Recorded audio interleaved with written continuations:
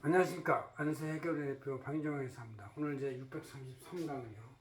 종합소득 신고가 이제 며칠 안 남았는데 이때 수익 금액에 대응한 필요 경비로서 적격성을 갖춰야 된다. 뭐 오늘 실제 사실 비용이다. 뭐 이런 걸 이제 전번 시간 설명했는데 오늘은 5월 30일자 아세시행 전화 나오는 마지막 날인데 급하게 서둘러서 하게 됐습니다.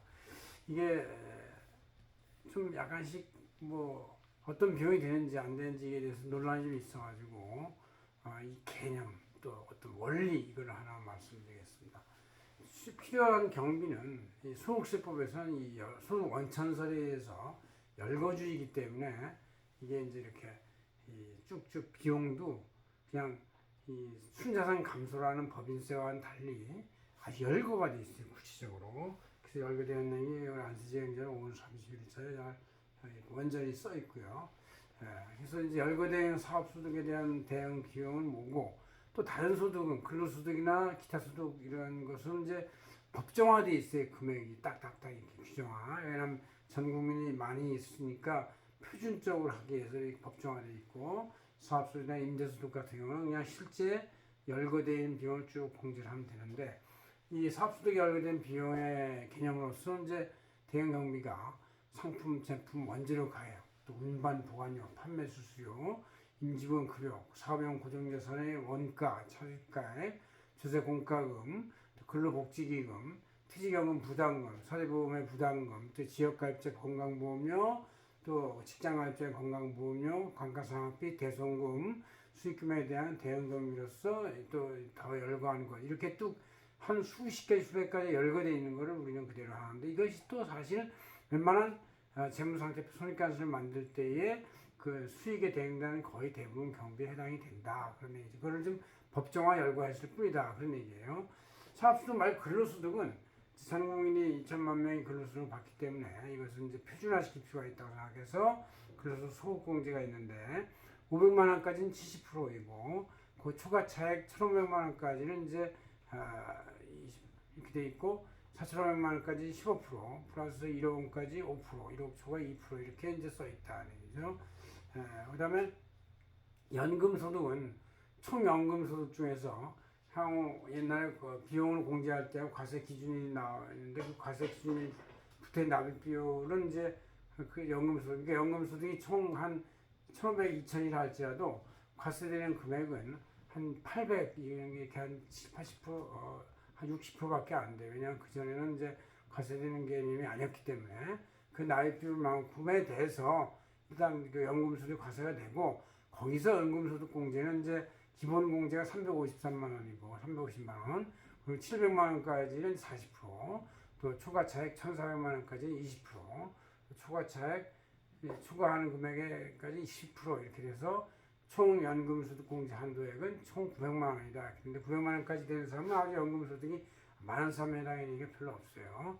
금융소득은 기본적으로 금융의 대응 원가는 없다. 아무리 자기가 빡땀 흘리고 금융수익을 창출하게 노력했다 하더라도 필요 비용이 없어요. 왜냐하면 금융에 대한 대응 차입금 이자는 이제 금융회사만 인정이 되는 것이고 그냥 일반인들은 전액 과세가 되는 것이다. 그런 얘기죠. 단 연 2천만 원까지는 분류과세이기 때문에 그것만큼은 이제 분류과세하고 비과세를 통해서 세금을 내는데 이 우리가 홈택스나 이런 데는 이미 이제 2천만 원까지 분류과세가 적용이 돼가지고 비과세가 잘 넘어가는데 실제 우리 회계 프로그램이나 세무신고 프로그램에는 여러분들이 합산 과세 금융소득 할 때 2천만 원까지 분류과세를 뺀 나머지 그 초과 차액에 대해서만 이제 총액화, 가산, 배당소득이나 이런 걸 해야지 입력해야지 되지. 그렇지 않으면 잘못 계산돼 가지고 아예 먹히지가 않게 되어 있습니다. 그걸 주의해 주시고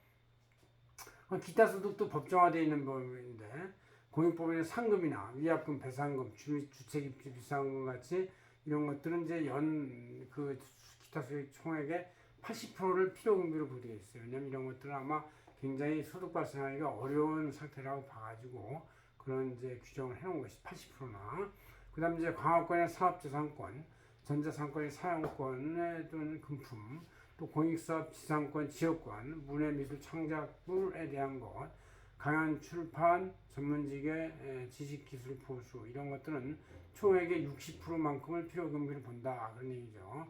그리고 서원화 골동품 이것은 이제 오랫동안 보관이 되고 또 많은 노력이 들어간다고 봐가지고 이 금액의 1억 이하까지는 이제 90% 소득공제를 해주고 1억 초과액은 80%를 해준다. 단 보유기간이 10년 이상이면 오랫동안 보유하면서 여러 가지 정성과 노력과 비용이 들어갔다고 봐가지고 90%의 소득공제 해주는 것이 있다 그런 얘기고, 그다음에 종교인 즉 이 목사님이나 스님들의 근로소득 월급도 과세가 되는 걸로 바뀐 지가 몇 년 됐죠. 단 그분들의 소득은 근로소득에 같이 조금 과세가 세게 나가는 게 아니고 기타 소득으로 봐서 아예 소득공제를 많이 해주는 쪽으로 해서 실제 근로자의 소득보다 같은 금액이라 할지라도 반도 안 되는 소득세를 내는 걸로 기타 소득 구분되어 있어요.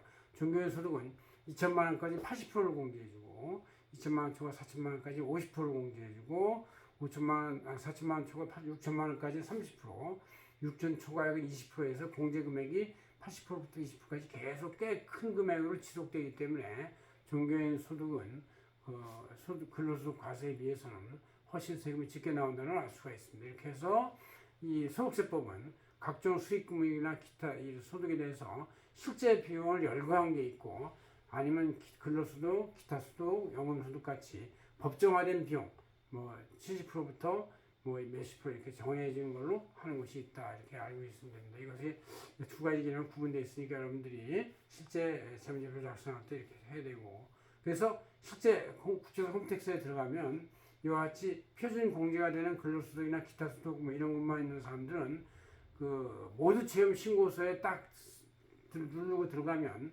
아예 이미 자기께 다 채워져 있어요. 그래서 그냥 그때 그 클릭하면 맞는지 확인하고 클릭한 다음에 하면 자동으로 넘어가가지고 최종 신고서가 나오게 돼 있는데, 그렇지 않고 사업소득이나 임대소득 있는 분들은 이 법정화되어 있는 그 비용이 아니라 실제 비용을 하기 때문에 실제 금액을 집어넣어서 재무제표를 작성해야 된다 이렇게 말씀드릴 수 있습니다.